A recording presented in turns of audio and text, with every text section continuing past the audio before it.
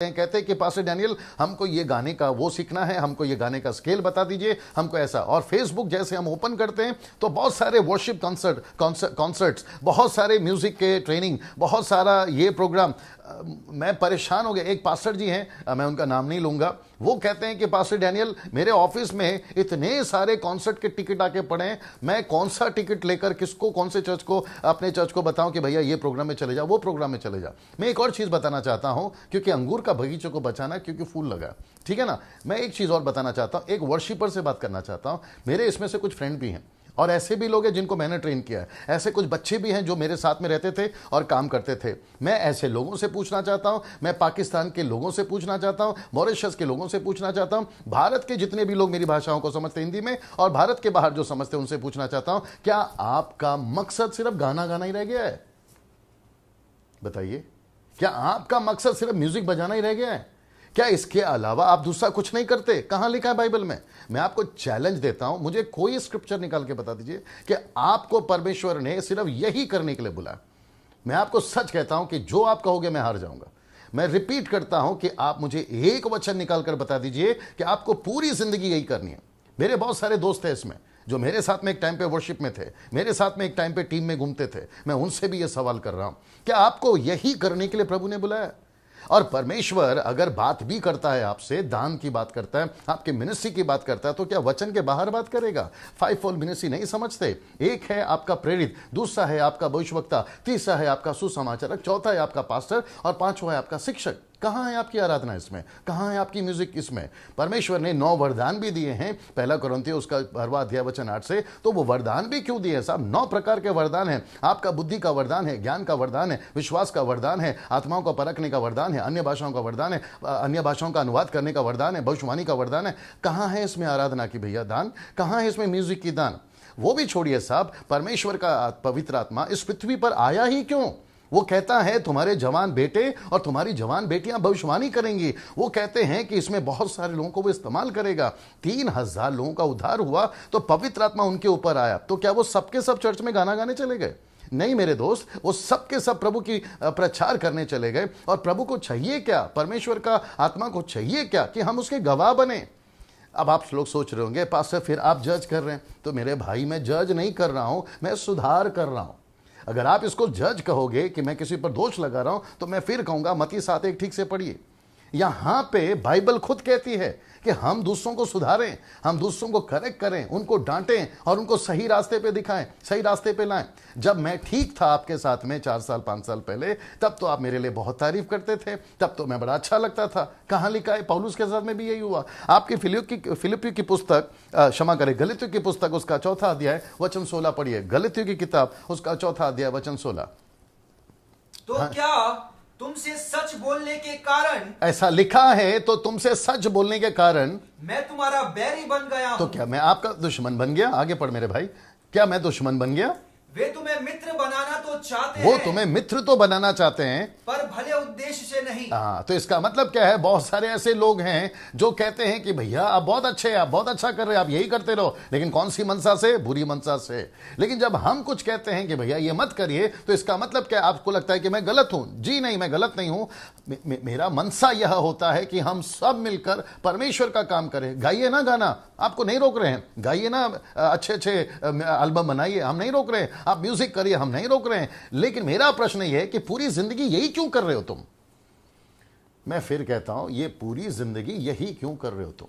किसने कहा आपको म्यूजिक क्लास खोलने के लिए? किसने कहा आपको सिंगिंग क्लास खोलने के लिए? किसने कहा आपको ये करने के लिए? कहां है वचन? बताइए प्लीज, कहां लिखा है ये करने के लिए?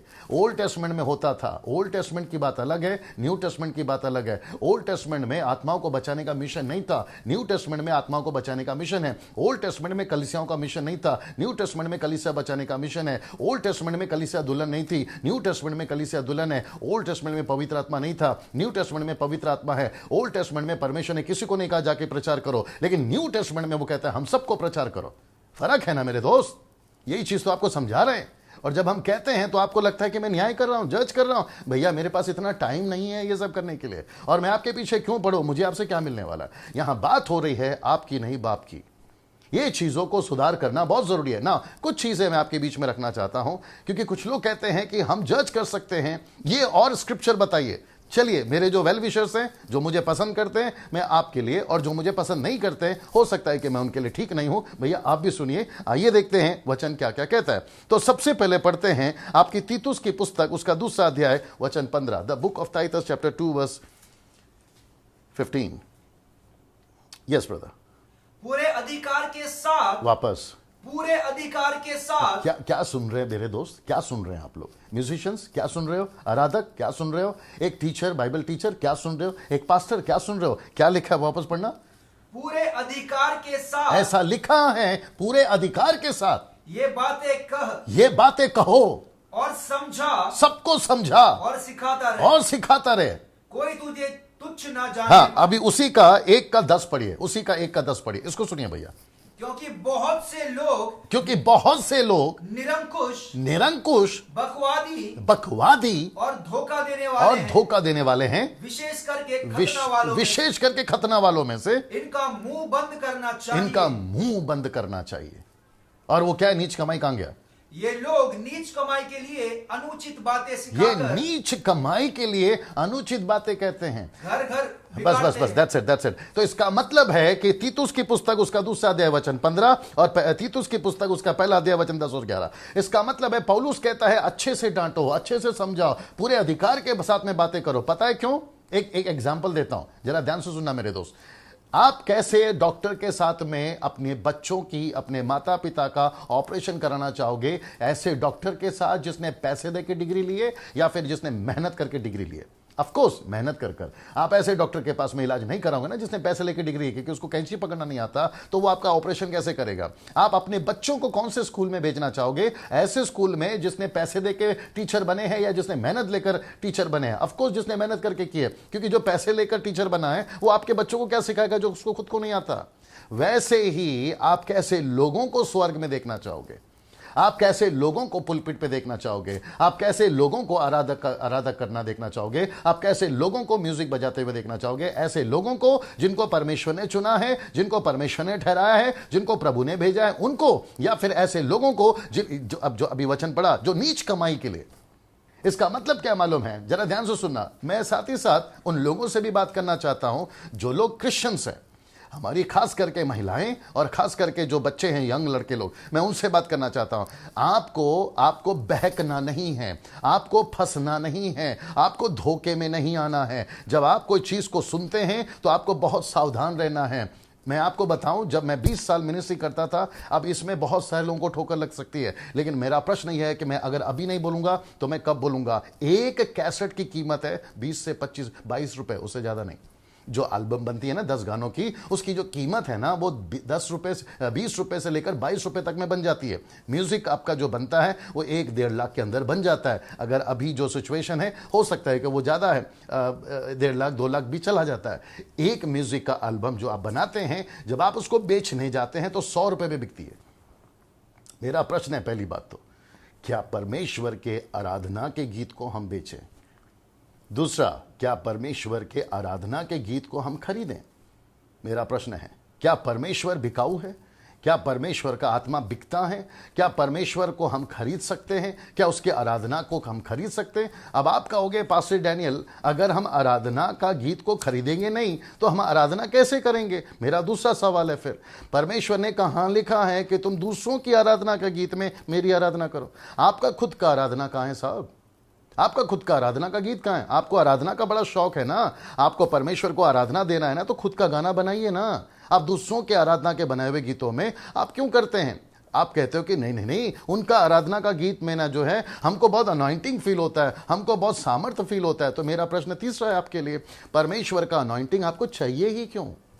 परमेश्वर का उपस्थिति आपको चाहिए ही क्यों? सिर्फ गाना सुनने के लिए या उसका काम करने के लिए? परमेश्वर ने तो पहले से कह दिया, मेरी उपस्थिति तेरे साथ आएगी, मैं तेरे शरीर को मंदिर बना दूंगा, मैं तुझे पवित्र आत्मा का सामर्थ्य दे दूंगा। क्यों? मकसद एक ही है ना, ताकि हम उसका काम करें। तो परमेश्वर तो वैसे ही देने के लिए बैठा है। कहाँ लिखा है कि गाने के माध्यम से आता है? अब जरा ध्यान से सुनिएगा, कुरनेलियुस ने पतरस को क्यों बुलाया साहब? कॉर्नेलियुस ने पतरस को इसके लिए बुलाया प्रेरितों के 10वें अध्याय में, ताकि वो कॉर्नेलियुस ने, स्वर्गदूत ने जब कहा था पतरस को बुला ले क्योंकि वो तुझे वचन सुनाएगा। और ऐसा लिखा है 10:38 में कि पवित्र आत्मा वचन के सुनने वालों पर आ गया। क्यों? एक इमरजेंसी है साहब, आपको समझना बहुत जरूरी है, नहीं तो मैं ये करेक्शन नहीं करता। आपको जो करना है आप कर सकते हैं। एक इमरजेंसी है, और आपको पता है हम कौन सी इमरजेंसी में? हम लोग सब एम्बुलेंस में हैं। और जो पास्टर्स हैं ना, जो एवेंजलिस्ट है ना, जो टीचर्स हैं ना, जो प्रभु के सेविकाई में है ना, वो सब एम्बुलेंस के ड्राइवर है। अगर आपके गाड़ी में कोई पेशेंट है जिसको हॉस्पिटल पहुंचाना जरूरी है, तो क्या बीच में आप पिकनिक चले जाओगे? तो क्या बीच में आप अपना मनोरंजन करते बैठोगे? तो बीच में क्या आप अपना गाना सुनोगे? क्या चल रहा है साहब बताइए? आपको परमेश्वर ने इस पृथ्वी पे रखा है एक बड़े मकसद के साथ में। वो मकसद को पूरा ना करते हुए, उसके लक्ष्य को पूरा ना करते हुए हम तो अपने एंजॉयमेंट में लगे हुए हैं। कहां नाच रहा है परमेश्वर स्वर्ग में? बताइए, एक वचन निकाल के बताइए। कहां लिखा है यीशु नाच रहा है स्वर्ग में? एक वचन निकाल कर बताइए। कहां लिखा है पवित्र आत्मा नाच रहा है स्वर्ग में या पृथ्वी पर? एक वचन निकाल कर बताइए। जबकि मैं आपको ये वचन निकाल कर बता दूंगा कि परमेश्वर रो रहा है, यीशु रो रहा है, पवित्र आत्मा रो रहा है। क्या बात करते हैं मेरे दोस्त? यही करना था तो बॉलीवुड नहीं था काफी हमारे लिए। हम संसार की बातों में नहीं जा सकते थे, हम पिक्चर के गाने नहीं गा सकते थे अगर यही करना था। फिर मसीह में आने के बाद में ये वाला काम क्यों? जो बाहर चल रहा है वही अंदर कर रहे हैं हम। परमेश्वर ने इस मकसद के साथ में हमको नहीं रखा है ना मेरे भाई। परमेश्वर ने हमको रखा है ताकि हम उसका काम करें। तो यहां पे बहुत सारे स्क्रिप्चर्स हैं। आइए कुछ चीजें मैं आपको और दे देता हूं। पहला थिस्सलुनीकियों उसका 5:14 पढ़िए। यस ब्रदर, पहला थिस्सलुनीकियों उसका 5:14।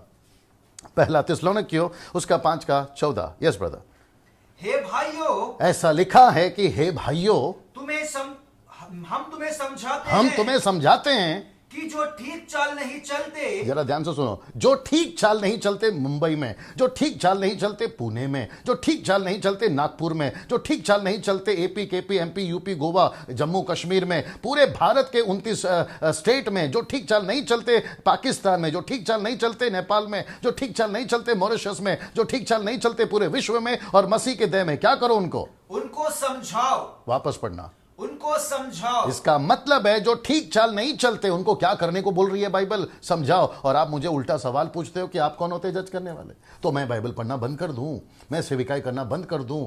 अरे भैया, मेरे समझाने से अगर आपका जीवन बदलता है, मेरे समझाने से अगर आपका आत्मिक जीवन बढ़ोतरी होता है, तो इसमें गुनाह क्या है, कसूर क्या है? आप कम से कम ये तो चेक करिए ना कि हम कर क्या रहे हैं। मैं फिर कहूंगा, एक एल्बम बनती कितने में है? 10, 22, 20 रुपए में। हम उसको बेचते कितने में है? 100 रुपए में, कहीं कहीं जगह पे तो 200 रुपए में। अब आप लोग सोचेंगे कि क्या पास्टर डैनियल, आप जो एल्बम बिकती है उसके जो पैसे हैं उसको लेते हैं, वो क्या गलत है? भैया मैं नहीं बोलूंगा वो गलत है, आप खुद सोचिए। क्या हम कमाने के लिए प्रभु में आए हैं? मैं कहीं पे रुमाल बिक रहा है अभिषेक वाला, कहीं पे तेल बिक रहा है अभिषेक वाला, कहीं पे पानी बिक रहा है अभिषेक वाला, कहीं पे शॉल बिक रहा है अभिषेक वाला। ये क्या लगा के रखा है साहब? और आपको नहीं लगता है बाहर के लोग जो अंधश्रद्धा वाले हैं ये हम पर आलोचना नहीं कर रहे हैं? अभी भी ये नहीं कहते कि हम गलत कर रहे हैं, और जबकि हम लोग प्रूफ भी दे रहे हैं उन लोगों को कि यस हम लोग गलत कर रहे हैं। ओल्ड टेस्टमेंट में होता था तेल पानी, ओल्ड टेस्टमेंट में होता था, यहां तक कि प्रेरितों की किताब में भी लिखा है कि कपड़े के द्वारा लोग चंगे होते थे। लेकिन अब क्या हम उसी पैटर्न पे फिर भी चलते रहे? मैं कपड़े के खिलाफ नहीं हूं, तेल के खिलाफ नहीं हूं, पानी के खिलाफ नहीं हूं, लेकिन बेचने किसने कहा मेरे दोस्त? आप ऐसे ही दे दो ना। कहां लिखा है पतरस ने बेचा? कहां लिखा है पौलुस ने बेचा? पौलुस के कपड़े को छूकर लोग चंगे होते थे, तो क्या पौलुस और पतरस के कपड़े को फाड़ कर बेचना शुरू कर दें? ये क्या लगा के रखा है साहब? ये चीजों को सुधारने के लिए बाइबल कह रही है। हो सकता है कि कुछ लोगों के लिए इस वक्त में मैं आपको ठीक नहीं लग रहा हूं, लेकिन आप खुद सोचिए हम कर क्या रहे हैं।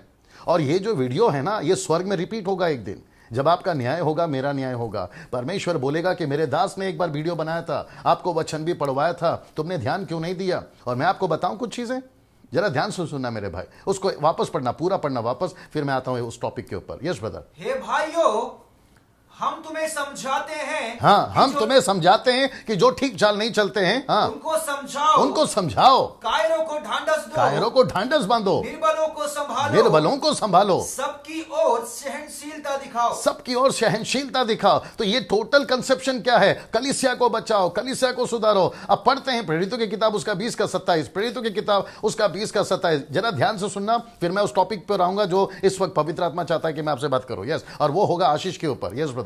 क्योंकि मैं परमेश्वर की सारी मनसा को हाँ। तुम्हें पूरी रीति से बताने से ना झिझका। ओके, इसलिए अपनी इसलिए अपनी और पूरे झुंड की अपने झुंड की चौकसी करो, सावधानी के साथ आगे, जिसमें पवित्र आत्मा ने जिसमें पवित्र आत्मा ने तुम्हें अध्यक्ष ठहराया, आपको अध्यक्ष ठहराया। आगे कि तुम सुनिए, परमेश्वर की कलीसिया की रखवाली करो। तुम परमेश्वर की कलीसिया की रखवाली करो।